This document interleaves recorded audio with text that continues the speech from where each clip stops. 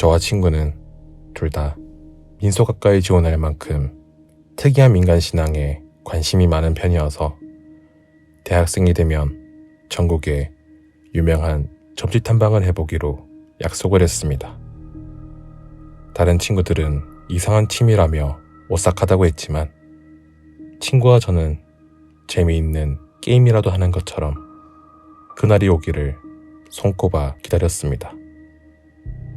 저희가 선택한 첫 번째 장소는 액마기 굿으로 유명한 전라도 지역이었습니다. 신발이 워낙 좋다고 알려진 군산 애기무당의 점집은 입구에서부터 기운이 남달랐습니다. 이유 없이 몸이 덜덜 떨리고 누가 올라탄 것 마냥 어깨가 묵직한 것이 기이한 느낌마저 들었습니다. 앳된 모습의 애기무당은 눈을 감고 앉아 있었습니다. 가장 이상했던 것은 애기무당의 뒤로 보이는 섬뜩한 인형이었습니다. 한복을 입힌 제법 큰 인형이었는데 그 모습이 어린아이와 너무 똑같아서 보고 있기가 두려울 지경이었습니다. 인형은 붕대로 눈을 가리고 있었는데 붕대 밑으로는 마치 사람이 흘리는 빨간 피처럼 붉은 눈물 자국이 있었습니다. 사람도 아닌 인형이 눈을 가린 채 피눈물을 흘린다는 것이 소름 끼치게 보였습니다. 애기무당은 눈을 감은 채 저희의 신점을 보다가 날카로운 목소리로 제게 말을 했습니다. 여자를 받자. 20살이 되기 전에 죽을 받자. 그러면서 살고 싶으면 저 대신 애군을 받아줄 누군가의 사주를 가지고 오면 자기가 살 수 있게 해줄 수 있다고 말했습니다. 너무 놀라서 덜덜 떨고만 있던 저는 말 한마디 못하고 법당을 나오려고 일어섰습니다. 애기무당은 당신이 내 말대로 하지 않으면 나는 죽어. 라고 소리치더니 갑자기 감고 있던 눈을 번쩍 뜨는 것이었습니다. 놀랍게도 애기무당의 눈은 검은 자위가 보이지 않는 붉은 눈동자였습니다.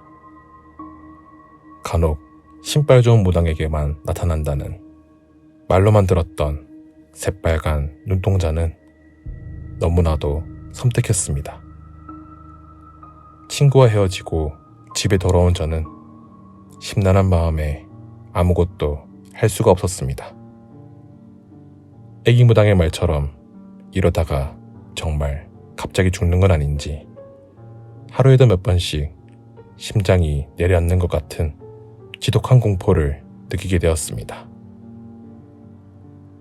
애기무당의 점집에 갔다 온 후로 저는 한밤중이면 온몸을 바늘로 찌르는 고통을 느끼게 되어 깊은 잠을 잘 수 없게 되었고 혼자서 길을 걷다가도 누가 따라오는 것 같은 섬뜩한 느낌이 들어 집으로 돌아가려 하면 다리가 마비되어 꼼짝하지 못하게 되어서 도저히 일상생활을 할 수 없을 정도로 망가져갔습니다.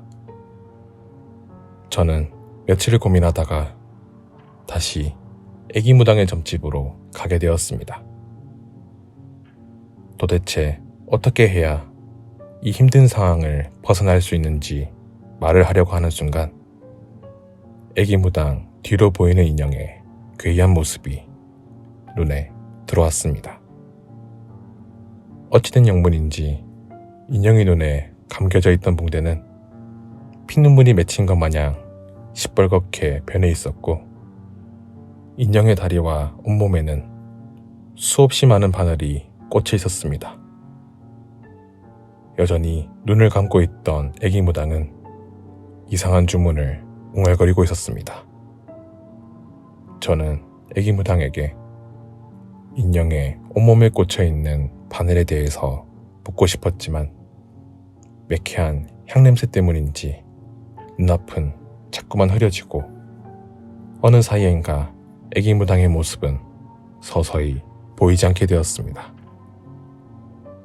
얼마간의 시간이 지났는지 시끄러운 사람들의 말소리가 들려 간신히 눈을 떠보니 애기 무당과 인형의 모습은 보이지 않고 법당안은 엉망이 되어 있었습니다.